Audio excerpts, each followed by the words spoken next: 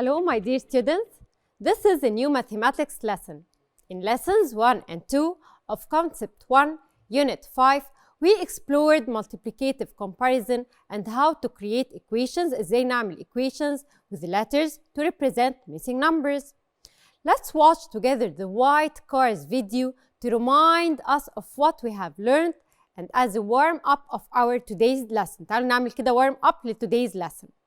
Please have a pen and piece of paper. كل واحد معاه البن بتاعه piece of paper to record عشان نسجل ال equations that you will see or hear in this video. I hadn't realized how many cars the parking lot holds. It holds a lot. The cars are mainly red, blue, or white. How many white cars are there? There are 8. And how many red cars? I can see 9. Let's look at different ways of expressing a number. How many different ways can you make 8 by adding or multiplying two numbers together? Think in whole numbers, as we are using cars. Let's look in the parking lot again. I can make addition sentences. 6 plus 2 equals 8. 5 plus 3 equals 8. Two groups of 4. 4 times 2 equals 8. 4 groups of 2. 2 times 4 equals 8. Here are 8 cars. I'm going to write this and explain. What do you think is going on?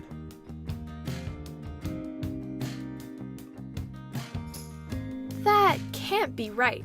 There's no other numbers or symbols. What does that letter mean? I think I understand it. W means 1 white car. It also means 1. 8W means 8 white cars, which equals 8 cars. That's right. What about this? 4W equals 8. What do you think is going on here? 4W equals 8. 4 white cars don't make 8. What is represented is a mathematical operation, like 4 plus W equals 8. What if W stands for a number and we multiply it by 4?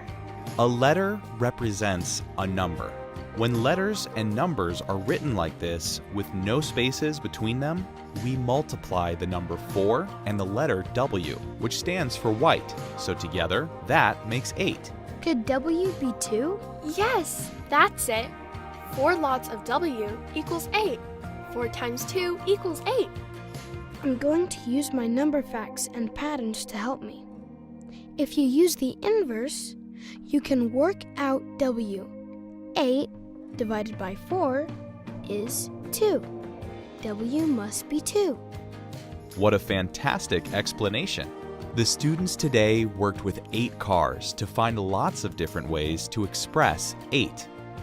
They used a letter in place of a number to stand for an unknown quantity or amount.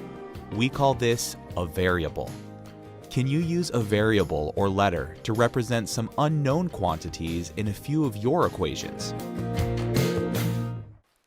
And now, as you have watched the video, I am sure متأكدة إن lots of you have recorded كتبتوا 8 equals 2 plus 6. And you write 8 equals 4 times 2. And 8 equals W4. All these examples and others are called what? Are called equations, as we learned in the previous lessons. The letter W called the unknown number or variable. W ده هو ال unknown number بتاعي أو ال variable بتاعي. Today in lesson 3, solving multiplicative comparison equations, we will continue studying multiplicative comparison and learn وهنتعلم how to solve multiplication equations that represent a comparison. In access different ways of solving, page 203, let's see it all together.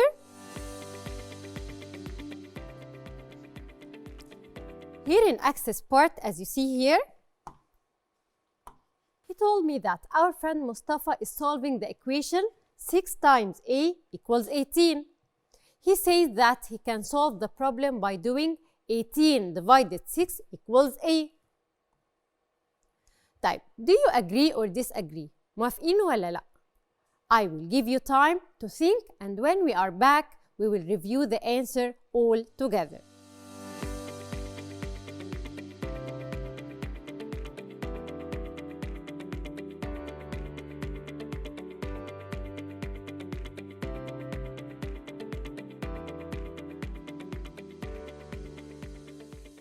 And now, of course, lots of you agree. أنا متأكدة إن كلكم أو أغلبكم agree with مصطفى.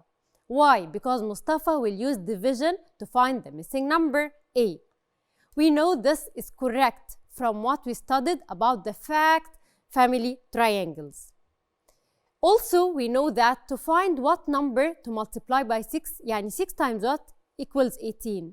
محتاجة أعمل إيه؟ Yes, لما أقول 6 times what or 6 times A اللي هو missing number equals 18. هنا محتاجة أعمل إيه؟ Yes, I need to divide the big number 18. محتاجة أعمل 18 divided by 6 to give me the answer. Okay? To give me the answer. يبقى زي ما احنا عارفين division is the inverse operation of multiplication. division دايما عكس multiplication. يبقى Mustafa's answer is correct. And I agree with Mustafa. I agree with Mustafa. But to get the unknown number, محتاجة إن أنا أعمل 18 divided by 6. Now, Mustafa's answer will take us to build. Here's the build. But before going to the build, I want to ask you a question. طيب, here the question is, how many times as many seats are in a car than on a bicycle? طب عايزة أقولها لكم بطريقة أسهل. We need to know how many seats are in a car. كام seat في الكار وكام seat في البايسكل. And which of them has more seats? مين فيهم عنده أكتر seats? Also, we need to create an equation. محتاجة أكتب equation to show this comparison. Of course, you will say that طبعا كلكم هتقولوا إن الكار عندها 4 seats والبايسكل عندها only 1 seat, right? So, the number of seats in a car is 4 times as many as the number of seats في البايسكل. طيب, والunknown number هقول عليه letter A to represent the number of times. So, we can write the equation to be like what? Yes, هقول إن 4 equals 1 times what unknown number بتاعي هقوله بletter A. So we can solve the equation by finding the value of A. Right? To solve the equation, I want to find the value of A, which is the unknown. طيب, يبقى 4 equals 1 times what? أو بطريقة تانية, 1 times what gives me 4? Yes, 1 times 4 gives me 4. يبقى A equals 2, 4. And this is the unknown number. Now, let's move to the activity. How many seats in your school book, page 204? Let's see it all together. Here in page 204 in your school book, we will use the information. هنستخدم information اللي في التيبل اللي قدامنا to create equations عشان أعمل equations and solve them by finding the unknown numbers. Let's see. Here in problem number 1. بيسألني we need to know how many times as many seats are in a truck than on a motorbike. طيب, اهي التراك 6 والموتوربايك 2. طيب, first we will use A to represent the unknown number. unknown number ده هقول عليه A. Then we will write the equation using the table. عشان أكتب equation لازم أستخدم التيبل اللي قدامي. The number of seats in the truck, as you see, is 6. Number of seats in motorbike, as you see here, is 2. So, the equation will be what? Yes, the equation بتاعتي هتبقى 6 equals 2 times what? 6 equals 2 times what? unknown number هقول عليه A, letter A. طيب, to solve the equation أنا عايزة بقى أكتب الأنسر بتاعي. To solve the equation, we need to find the value of A. لازم أعرف A equals what? طيب, هستخدم A. Yes, هستخدم inverse operation of multiplication اللي هي إيه؟ Division. I will use division. يبقى to find A equals, of course I write the biggest number اللي هي 6 divided by 2. 6 divided by 2 equals what? Yes, يبقى the answer is 3. يبقى A equals 2, 3. So the number of seats in the truck is 3 times as many as the number of seats on a motorbike. أدوا 3 times. Now, let's move to problem number 2. Here's problem number 2. Here we need to know how many times as many seats are on a bus than in a truck. طيب هنستخدم التيبل اللي عندنا. We can see in the table that number of seats في الباص كان 36 seats والnumber of seats في التراك كان 6 seats. So الإيكويشن هتبقى إيه؟ Yes, I have to write the equation here. الإيكويشن بتاعتي هتقولي إن 36 equals 6 times what؟ تعالوا نكتبها. 36 equals 6 times what؟ طيب unknown number أنا هكتبه as letter B. وعايزة أقول لكم على حاجة، unknown number ده ممكن يبقى أي symbol letter B, letter C, letter A, anything, any letter. Now to solve the equation we will use the inverse operation which is division. مش احنا اتفقنا عشان نعمل to find B I will use the inverse operation of multiplication اللي هي division. تعالوا نشوف بقى الانسر. يبقى E equals what؟ B equals 36 the biggest number divided by 6, right? 36 divided by 6 equals what? Yes, the answer is 6. ده معناه إن ال B equals 6. Now you can say that the number of seats in the bus is 6 times as many as the number of seats in a truck. أكتر منه ب 6 times. And now let's move to problem number 3. Here in problem number 3, we need to know how many times as many seats are on metro train than in a car. أنا بقارن دلوقتي ما بين المترو train والcar. And the number of seats on the metro train is هلاقي في التيبل برضو إن المترو train النمبر of seats بتوعه 48 وفي الكار 4 seats. طيب الإيكويشن will be what؟ Yes, هسأل نفسي 48 equals 4 times what؟ Again 48 equals 4 times what؟ The unknown number I will write it as letter C. So to find C or to solve this equation هعمل إيه؟ هعمل division. So C equals the biggest number اللي هي ال 48 divided by the small one 4 equals what? Yes, the answer is 12. So C equals to 12. And as I said before, we can use any symbol. زي ما كل مرة بقول ممكن استخدم أي symbol A, B, C as you wish to represent the unknown number. In the same way we can solve problem number 4 and 5 بنفس الطريقة بالظبط. You will write the equations and then write the answer. Now we have learned how to write an equation and solve it. Let's move to connect more seats to sail, page 205 in your school book. This is the connect part, as you see. I will give you time to think about what you need to do in this activity. Here you need to compare between the number of seats in a boat, which is 12, to another mode of transportation in the table inbuilt. وبعدين then you need to write and solve an equation for your comparison. بعد كده هنكتب الايكويشن بتاعتنا عشان نقارن ما بينهم.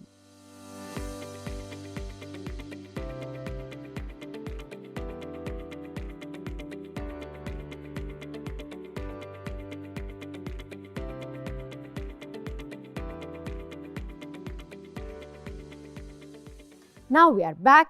Let's compare the number of seats in the boat, which is 12, و number of seats في الكار, which is 4. أهو البوت 12 seats والكار 4 seats. Okay? طيب الإيكويشن بتاعتي هتبقى إيه؟ هسأل نفسي, yes, the equation is 12 equals 4 times what؟ يبقى 12 equals 4 times what؟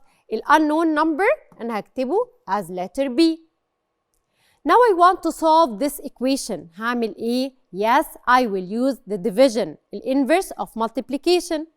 يعني to find B هكتب B equals the biggest number اللي هي 12 divided by the small number اللي هو 4. And now 12 divided by 4 equals what? Equals 3. ده معناه إن ال B equals 3. طيب, now this means what? This means that the number of seats in the boat is 3 times the number of seats in the car. طيب دلوقتي أنا عايزة أقول لكم على حاجة. ممكن أي حد فيكم يعمل comparisons between the number of seats in the boat وأي transportation تانية. مش نفس الإجابة. ممكن نعمل إجابات مختلفة كتير. Okay, and by now I finished the connect part, and let's move now all together to the practice part, and this will be the last session. This will be the last part in our lesson. Okay, now let's move to the practice part. Practice part on page 206, you will find there 3 problems. عندي هنا 3 problems as you see. Here we have, I will give you time to think about them, and we will review the answers when we are back all together.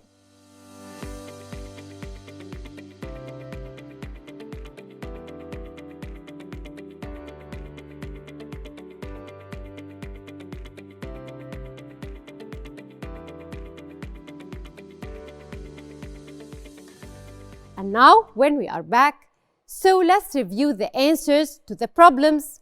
Here in problem number 1, we need to know what number is 5 times greater than 6. Again, what number is 5 times greater than 6. طيب هعمل إيه؟ I will write the equation. We will use to represent the unknown number, and 5 times means we will multiply by 5. هو مش 5 times يعني هعمل times 5. So the equation will be what? Yes, the equation يبقى 5 times 6 equals what? تاني هو بيطلب مني what number is 5 times greater than 6. أكنه بيقول لي بالظبط 5 times 6 equals what? ال unknown number هكتبه A, letter A. And this means that A equals what? Yes, 5 times 6, 30. This means إن ال A equals to 30, and this is the answer. Let's move now to problem number 2. Problem number 2, we need, أنا محتاجة دلوقتي أعرف 36 is 4 times more than what? 36 4 times more than what? تعالوا نكتبها كده في equation. يبقى 36 equals 4 times what? The unknown number, I will write it as letter B. طيب, to find letter B, what should I do? Yes, to find letter B, I will make divide, right? طيب, يبقى وممكن أسأل نفسي من غير division ولا أي حاجة. هقول لنفسي 4 times what equals 36? Yes, 4 times 9, 36. That's why B equals to 9.